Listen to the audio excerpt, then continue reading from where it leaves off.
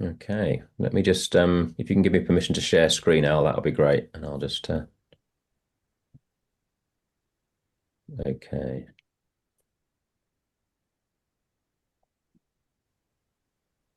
Okay, hopefully you can see that. That should be saying think outside the boat on your screen. Great. Okay, so yeah, thanks very much for the invitation to talk to you this morning.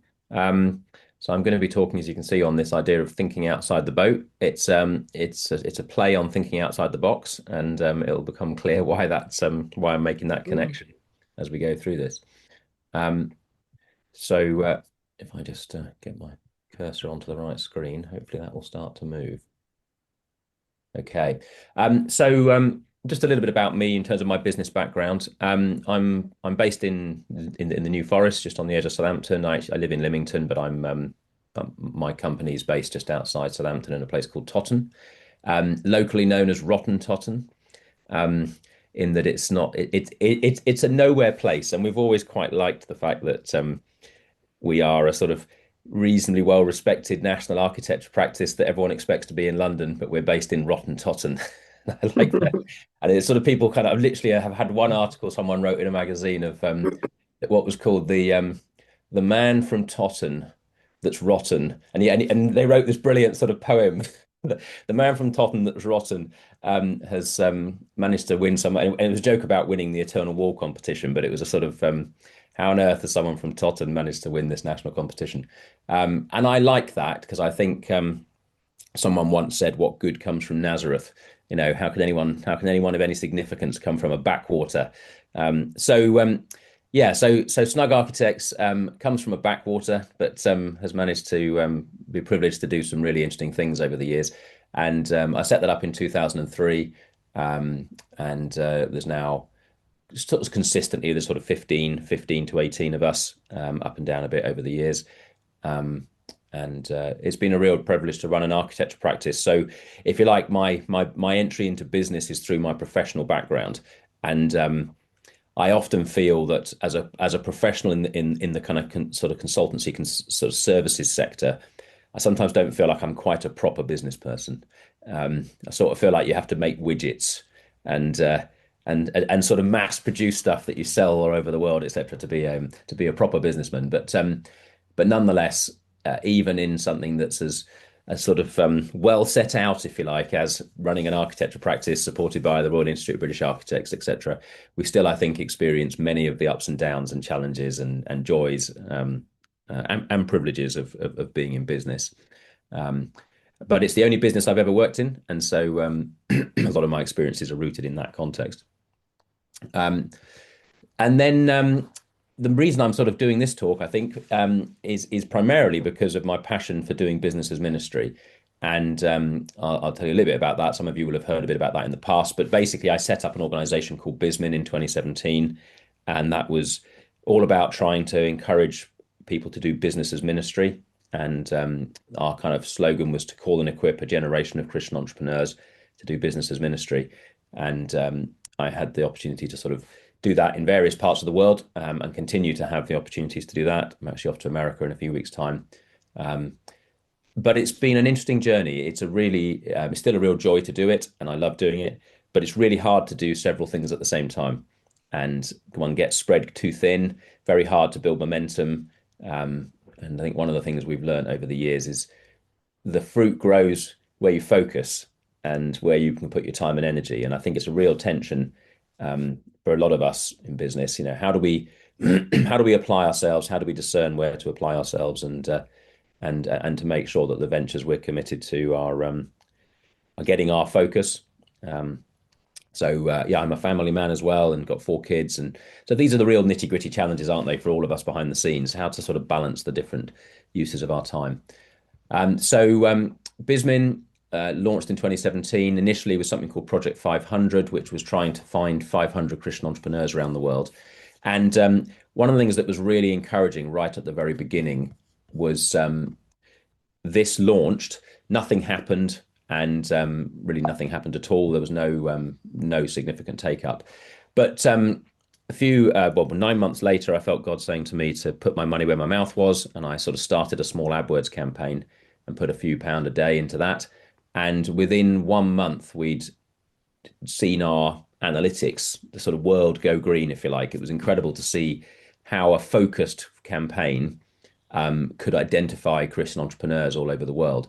And it was a real eye opener to how much is going on, how much God is doing amongst business people all over the world. There was, I could almost tell you where there isn't the internet, but where there is the internet, where there is a connection into the internet, if you like, and not even just English speaking at all, but where there was a connection, people were connecting and wanting to engage, and it was incredible to have Christians from Myanmar and from America and from South Africa and Australia and China and all over the place, bits of Europe. But what was particularly encouraging for me is that I'd spent the previous 10 years traveling to India and teaching about business as ministry in response to a call God gave me to go to India and raise up a generation of Christian entrepreneurs. And amazingly, when I delved into the analytics, the vast majority of the people who were coming, the largest number of people from any country in the world, wasn't America, it wasn't even the UK, it wasn't even just India, it was the state of Tamil Nadu, which was the place where I'd spent 10 years preaching about business as ministry. So it was really encouraging to see the way God was connecting seeds and things that I'd sown over a 10-year period, just traveling around India. And yet not one person was someone who had said they'd come to one of my talks. They were all people who were second or third hand. Just God was doing something in Tamil Nadu, and it was really encouraging to see that. And then in 2020, we launched the BizMin course, and I can tell you more about that. But that's basically the core discipleship resource we deliver, and that's been published now as a book. And we deliver that online. People use it as a sort of discipleship resource in their churches, and continuing to sort of promote that around the world. And very encouraging to see a group of Chinese business people who've taken it on, and they're now running the courses across mainland China in Mandarin, and we've had it translated into Mandarin. So really exciting adventure, but really the numbers are still small. The number of people we engage with is still small. And so that's sort of like a whistle-stop tour through BizMin, because so many of you will have seen a bit about that before, but I wanted to just take my opportunity to remind you about BizMin and introduce that bit of my story. But obviously, my goal is to try and practice what I preach and to be someone who is, yes, trying to discern what God's word has to say about business and communicate that to others. But I really want to make sure we're applying that in the way we do business at Snug. And I want to do that because it would be hypocritical not to. But I also want to do that because I believe it's good. I believe it's good for business. I believe the things that God shows us are worthy of application. They're not isolated theories. They are practical, tangible things. So I'm going to focus on sort of one angle of that, if you like, and it's sort of trying to communicate how we as Christians are called to do business in many ways not that different to the way the world does business. And then every so often we're asked to do something very radically different. We're called to flip it, to approach it differently.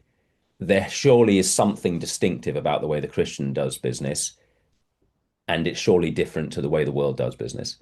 And so as an architect, one of my core USPs, one of the things I bring to the world that I offer to my customers is this sense of thinking outside the box. You will not find an architect who at some point hasn't been praised as someone who thinks outside the box. That is what makes me an architect. That is what is the natural gifting, God-given, I believe.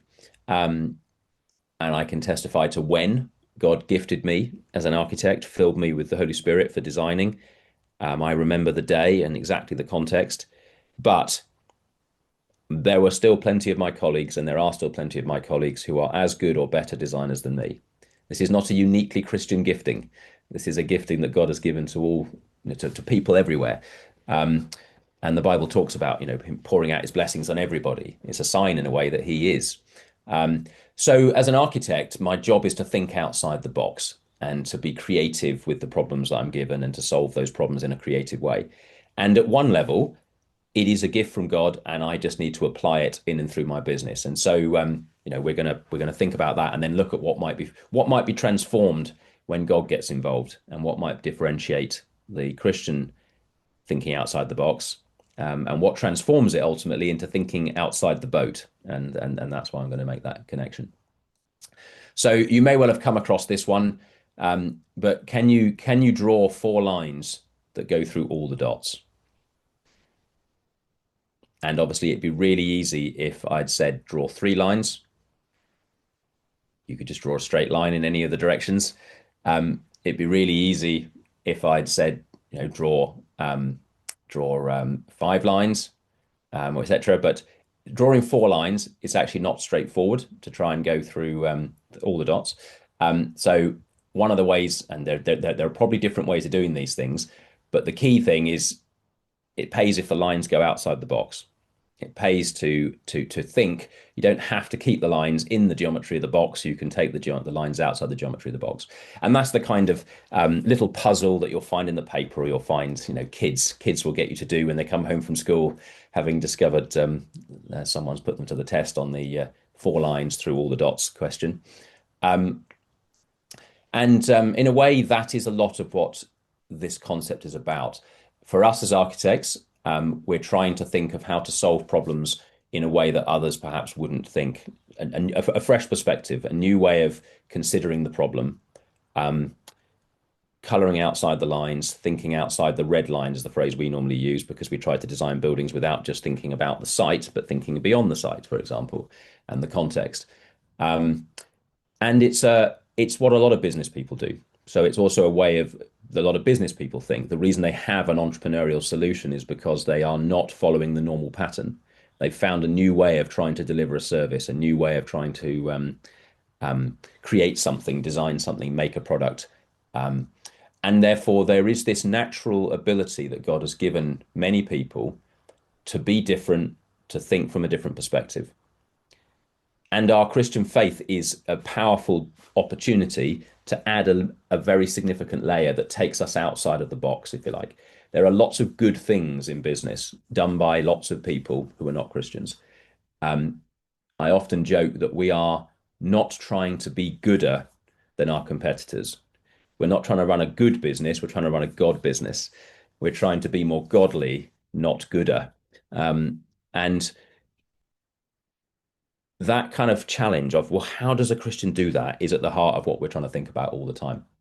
So I just want to give you an example, first of all, of what thinking outside the box might look like for me in my day job, using my gifts of inspiration and creativity and imagination, etc. But as I say, those are not exclusively Christian gifts. They are just gifts that God gives some people.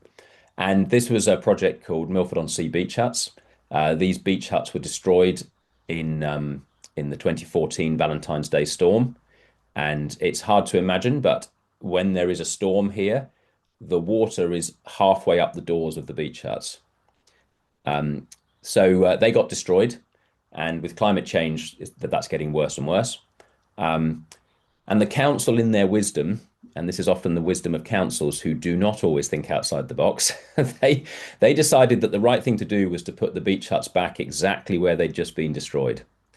So a competition was held to pitch for the commission to redesign these beach huts, and they had to be in exactly the same location, and they had to be exactly the same height, and they even said they had to be made from the same materials. And I challenged them at the selection interview.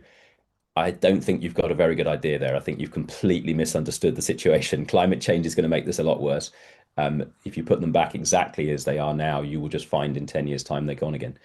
And that was a brave thing to do, because you don't normally win interviews by criticizing your client.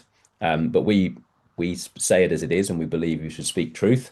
So it worked for us, and they were like, "Okay, what's your creative idea?"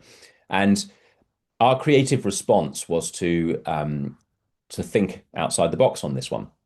So we worked with our engineers and established that clearly these would have to be reinforced concrete to survive the conditions that they wanted.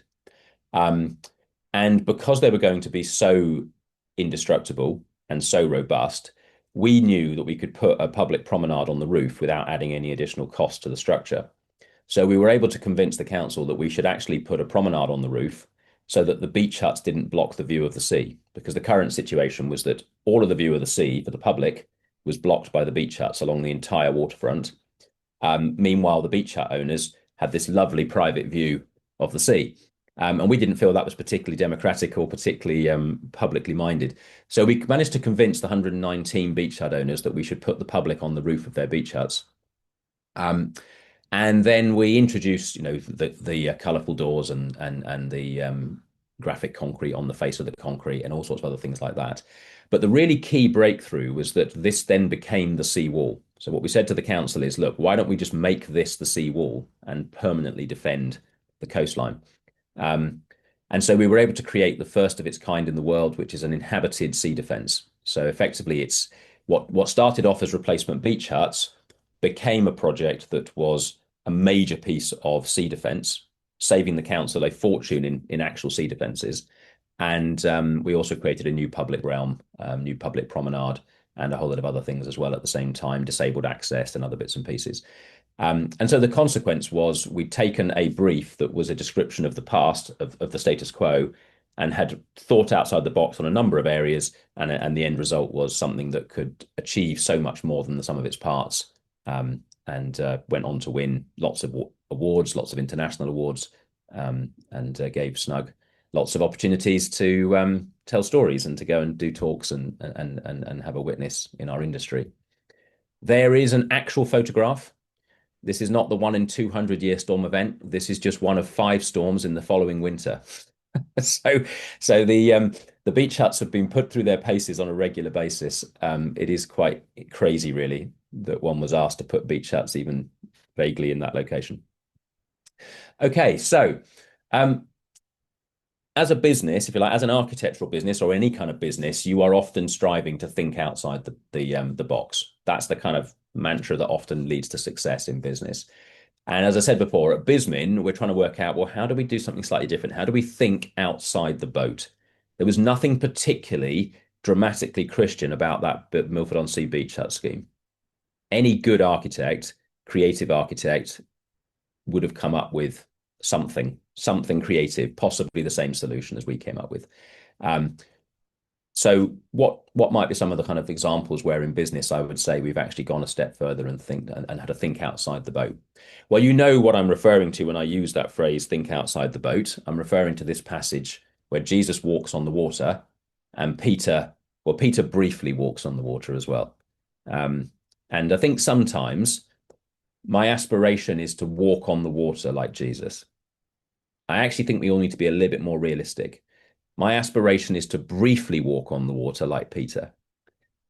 I'd love to walk on water all the time. That'd be amazing. But I'm not expecting that. My expectation is that with a bit of humility, that I'll be pleased if I was more like Peter.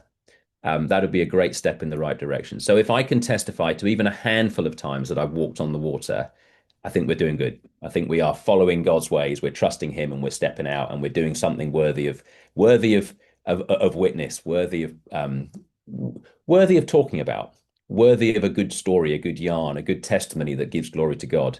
Something that Peter no doubt went on and talked about many an occasion down the pub, so to speak. Do you remember when he met up with the disciples, when Paul came back from his missionary journeys and met with them in Jerusalem, and he would have said, tell me about your encounter with the Lord. Can I tell you about the time I walked on water?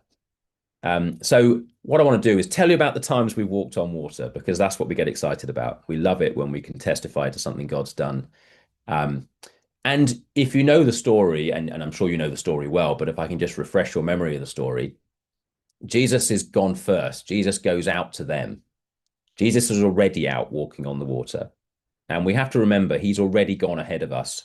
He's already got a plan. He already intends to meet us every so often in bizarre places, in the thick of it. And he's already out there walking in the way he walks, which is always capable of walking on the water. That's his natural state. He is permanently walking in the spiritual realm, walking in the impossible. And our first impressions of the things God wants to do, the things that God does, may well be it's a ghost. It's just not possible. It doesn't seem right. It doesn't fit the norm. That is not how you do business. That is not what your MBA taught you.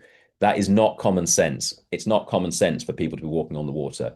Um, and some of the things that God might call us to do are not common sense. They are a little bit crazy, a little bit risky.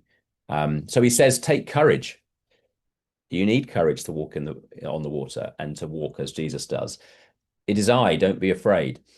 Um, and I love the way Peter's sort of usual style for Peter, but he challenges the Lord and says, if it's you, um, call me out, tell me to come out to you on the water. And I think he probably at this point perhaps wondered it might have been better if it was a ghost, because then I wouldn't have had to get out, because Jesus says, come. And now Peter's really got to do it. And I think we got to be careful what we ask for sometimes. Because if you do ask God to speak into your business and then he says, come, are you going to get out? Are you really ready to get out and walk on the water? Because Peter, as we know from the next part, was still terrified by the prospect of walking on the water. But Peter does it. He gets out of the boat. He walked on the water and came towards Jesus. We don't know how many steps he took, but he took enough steps to have walked on water. And then he saw the wind and he began to sink. And his fear got the better of him. And that is often the case. We start well, we get out on the water, we do something that's amazing beginning, and then we lose our nerve. We perhaps lose sight of Jesus. We perhaps forget that he is him. It is him. And Peter's doubts, perhaps, Lord, if it's you. Only moments ago he'd been doubting it was Jesus. Only moments later he's afraid again. But he says, Lord, save me. And immediately Jesus reaches out his hand and caught him. And it's interesting that he chastises him. You of little faith, he said, why did you doubt? And that feels kind of, that's quite hard, isn't it? It's quite hard to hear. But Jesus still was gracious, reached out immediately and grabbed him. And I think that is often the case with these things. Our faith ebbs and flows. We have these brief moments of excitement where we've walked on water, and then our doubts come back in again. They crowd in, and that's the reality. That was the reality for Peter. But I love that this was a storm, and Jesus could, as he did on this occasion, and he did on other occasions, calm the storm immediately. Peter could have walked on calm water, but Jesus wanted him to walk in stormy water. And I think often it is in the storms that we most experience walking on the water with Jesus in business. And I'm going to share some examples of those. And of course, what's the goal of all of this? That others would worship the Son of God. Would declare, truly, you are the Son of God. That's the goal of all of this. I don't want to walk on water in my business and think outside the boat for my glory, for my economic success, so that Snug would be more famous, more prosperous, more award-winning, etc. That, of course, is nice, but that's not the goal. The goal of all this is that God would get the glory. That is the purpose of business as ministry. That is what makes it a ministry, after all. So Peter walks on water. What does that look like in business? What is it? How do we bridge between the supposed security of the boat and the adventures of walking on the water and the miraculous? So just quick 3 illustrations to show that. So the first one, this was some years ago. You may recognize what this picture is of. This is a primary school age child, daughter of mine, comes home from Sunday school and has drawn this picture. And I'm praying with her that night. She shows me her picture, and it speaks immediately into a situation I'm feeling in my company. Because what strikes me about this picture is 2 things. She's coloured in one of the characters, and she's coloured in one of the fish, and that fish, in my mind, was suddenly swimming the other way. That fish was now others were swimming in that direction, but what struck me in my mind was, I need to apply this, and we need to do something that involves swimming in the opposite direction. And I also had inspiration about this passage. This is where Jesus tells the disciples to throw the net on the other side. And at that time, we were facing a situation where we were really, really short of work. And we'd got to the point where we were now going to have to start considering laying people off. And every business owner dreads that moment where there's just not enough turnover to cover the staff. And so we We had been grappling with that. We'd been praying about it. But then inspiration struck in this moment. And what struck me was an inspirational perspective on the passage, and an application in my business immediately came into my mind. And the inspiration on the passage was that Jesus said to the disciples, throw the net on the other side. These were professional disciples. They knew how to fish. There was clearly a best practice as to which side of the boat you threw your net. My suspicions, not being a fisherman, but my suspicions as a sailor, is that you would always throw your net so that you drifted downwind away from it. So you throw your net or you release your nets on the windward side of the boat, and the boat will then not go over the top and snag the net. It will drift away from the net. It's common sense. No fisherman in their right mind would break all the professional protocols of a fisherman. That would be the equivalent of me doing something really stupid in business, something that's completely contrary to the best practice of my industry. And of course, they throw it over the wrong side of the boat. It's probably a complete Horlicks, looks a complete mess, very embarrassing in front of his peers, but they get 153 fish into the net. And I felt God saying, you've got to do something really stupid and embarrassing, something that's going to be really humiliating in front of your peers.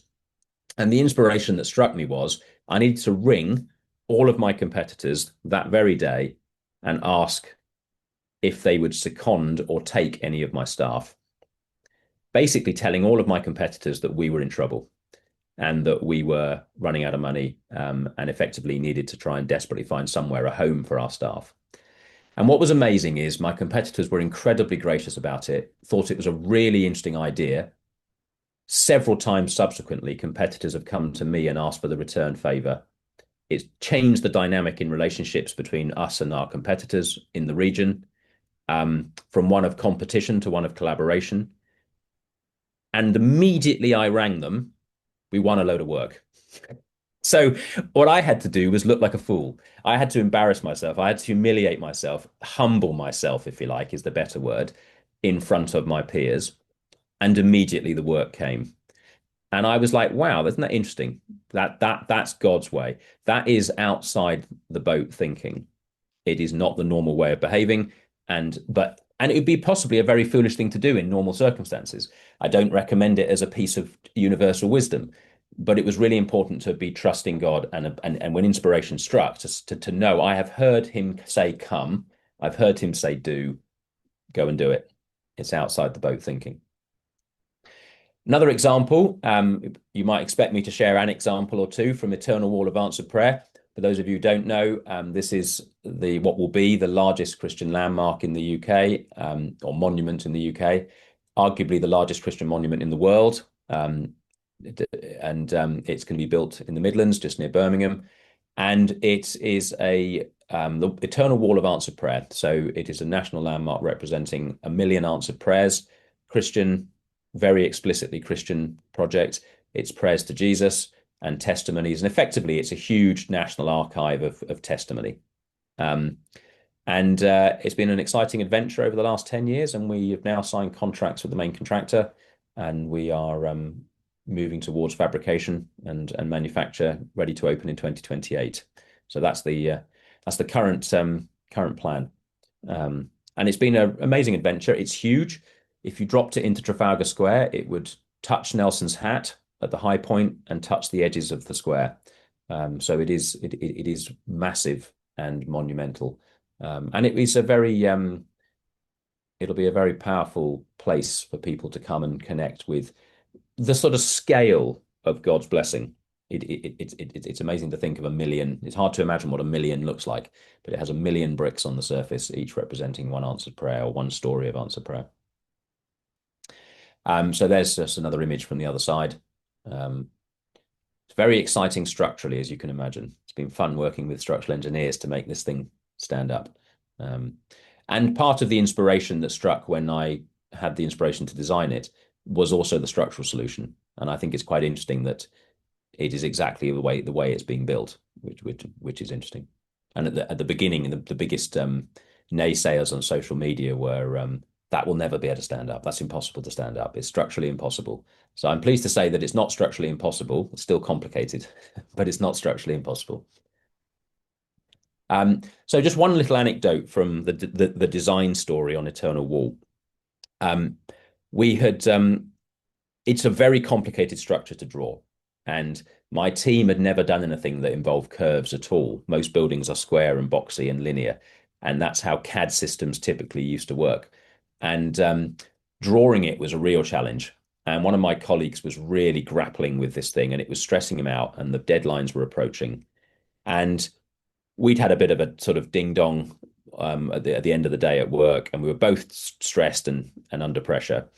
And I went home and I was just praying about it. And I was led to the passage about Bezalel, where he's filled with the Spirit for the task of designing. And I have always, had an affinity with that passage. But I was led to it again. And what struck me was that the second part of the passage says that all of the workers with him were also filled with the Spirit. And it struck me that I needed to pray for my non-Christian team to be filled with the Spirit for this task. And so I did, and I wrote to my colleague and said to him that I prayed for him, and I just shared what I'd prayed for him. And in the morning, we came in and we had a real moment of reconciliation and peace. And he was a man transformed. It was very interesting. He suddenly was just, the whole situation was transformed, and he began to draw in a way which he had not been drawing up to that point. But a few days later, we were at the very final stages of the design process, and there was one part of the design still left to be completed, which was or that I wasn't content with, shall we say, which was the door into the 24/7 prayer room. And in the middle of the night, I was awoken from a dream, and this is the sketch that I drew in the dark, hence the slightly odd color to the picture, because it's on my duvet in the middle of the night. And I had this sense of a door that was peeled from the concrete, but peeled from the heavens, from the top down, like the tearing of the temple curtain. And the concrete is peeled away to reveal this room. But very specifically, and you'll note it on the drawing here, I had a sense that at 3 p.m. something would happen. And I knew that 3 p.m. was the moment that Jesus died on the cross. That was the moment he said, "It is finished." And this was like the last piece in the jigsaw for the design. And so I thought, okay, I've just put a note, 3 p.m. Anyway, got back to the office, showed the sketch to my colleague, and I said, "Oh, can you model that, please?" Now, it was a pretty complicated thing to model, but in his new spirit-filled, gifted state, he in a matter of not very, in a matter of 10, 15 minutes, drew up this curved door, peeled away from the concrete. He kind of got what I was trying to achieve. Anyway, I then said to him, "Oh, out of interest, can you drop it into the software and turn the sun on, please? I want to see what happens at 3 p.m." Anyway, so I then shared to him why, and I said, "Look, I had this sense of 3 p.m., something significant was going to happen." And as I say, here's the verse. About 3 in the afternoon, Jesus cried out in a loud voice, my God, why have you forsaken me?" And then we know that's the moment the temple curtain was torn, and it was the sort of the kind of this kind of key moment. It's the only it was obviously a direct connection to the temple tearing moment and what the inspiration was. Anyway, so he turns it on, and he turns it on to 2:58 initially, because he just dragged the little dial by hand and it landed at 2:58, and absolutely nothing happened. And I said to him, no, 3 o'clock. And then he moved the dial to 3 o'clock, and a little tiny bit of light just hit the corner of the door. And it was the time that the daylight first fell on the door of the 24/7 prayer room. Now, that door is no longer in the project. There's various reasons why the design's changed. All sorts of things have had to be changed to develop the design. That's the nature of the design process. But at that moment in my office, a miracle occurred. My team could not believe, they just could not get their head around it. They could not understand what on earth is going on here. How on earth can you have had a dream, feel God spoken to you, and then this happens? It's a tiny little piece of light in space happening to overlap at exactly a moment in time. it's completely meaningless in any other context other than God speaking and God encouraging and God wanting to do something to show the way he works, if you like. It will never see the light of day. It will never be built. It's not something that's ever going to get outside of an architect's office. But it had a profound impact on my colleague and the relationships and the conversations. And it's given a great story for me to tell as well, which is lovely. So it was a great encouragement to me at a difficult period in the project, and it was a good example of just trust what God says, be prepared to be inspired in the middle of the night, and step out on what He says. Um, so yeah, there it was. The time clock was there. Right, third one.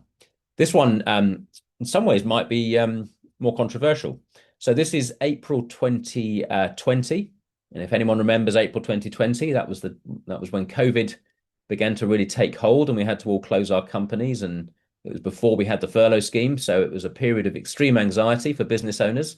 And any of you who had a pension or stocks and shares will also know that the stock market tanked in that March period.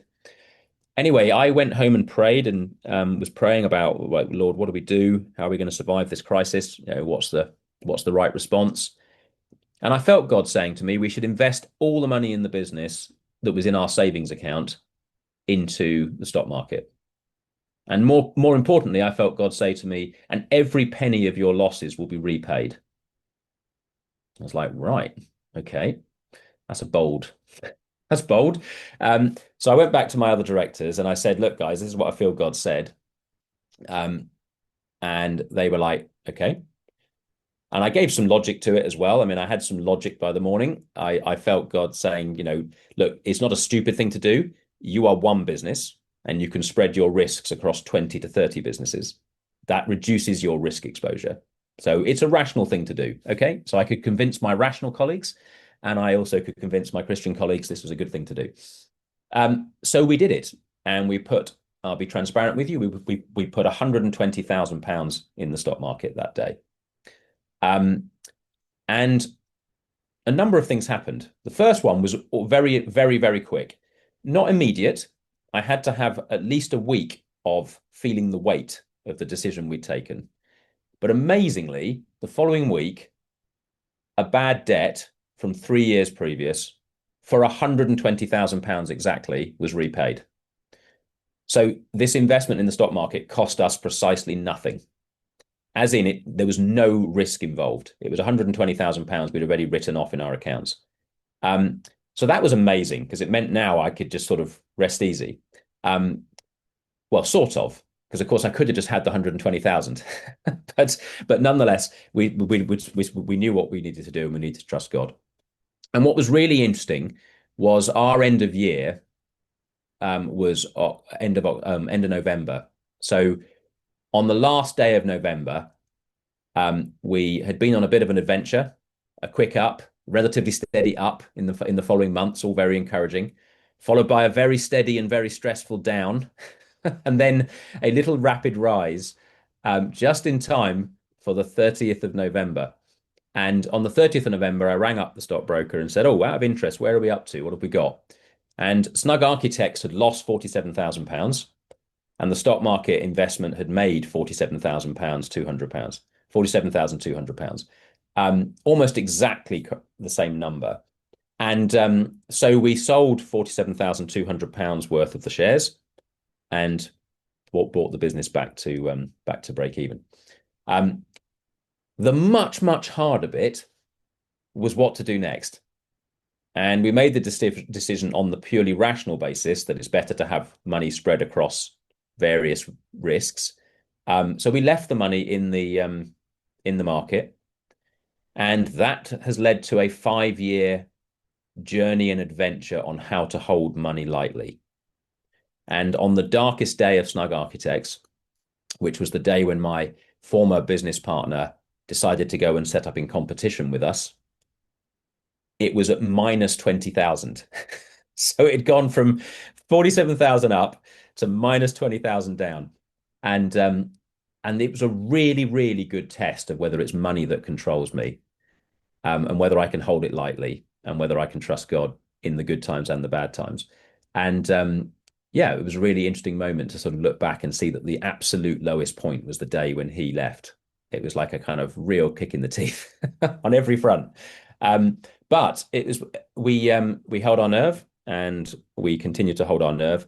And as it happens, we sold everything 3 weeks ago because we have a different investment we want to make. And we were up and we were in a position where we had made a profit on it and it was a worthwhile venture. And we'd made more than we would have made, a lot more than we would have made if we just left the money in the bank over that period of time. Have we made mega bucks? No. I have many a story of shares that we sold and they went up 1,000% in the following weeks. And we lost hundreds of thousands or didn't make hundreds of thousands is perhaps a better way of putting it. It's been a wonderful journey of just don't let the money get control of you. Just take it as God provides and listen. So yeah, interesting adventure. And I think if we're going to be in business, we've got to know how to think outside the box with money. We've got to know how to hold money lightly. That is going to be one of the biggest areas that tests us if we're going to prosper in business. So yeah, we in that particular year, it was a very exciting adventure. In the subsequent 5 years, it's been a different type of adventure, but it's all worked out okay. So those were some examples, some thoughts, some illustrations of just a couple of things that, in my mind, are what it means to think outside the boat, not just think outside the box. And there's some questions here for us to think about, for you to sort of take away and think about. Are you thinking outside the boat? Is this important as a Christian in business? I mean, does it matter? Do we need to be thinking outside the boat? Is it relevant, or do we just need to be good at what we do and diligent in what we do and, be gooder than our good competitors? If it is important, how might you proactively seek to do so? What kind of things might you do? What steps might you put in place to help you think outside the boat? Every single one of my examples involve going to the Lord with a situation in prayer. So I don't think we can do this very well or very easily if we're not in prayer regularly. That's probably the number one lesson to take from this. And then what might happen when you do? What might happen to you and your discipleship and your adventure with Christ? What might happen to your company? What might happen to your witness? What might your colleagues or competitors think about what you're doing? What might happen for the kingdom of God if more of his people were regularly thinking outside the boat? So I leave those 4 questions with you, and very happily take some time to ponder those, or take some time to take some questions and yeah, respond with you guys there. Frank, how do you want to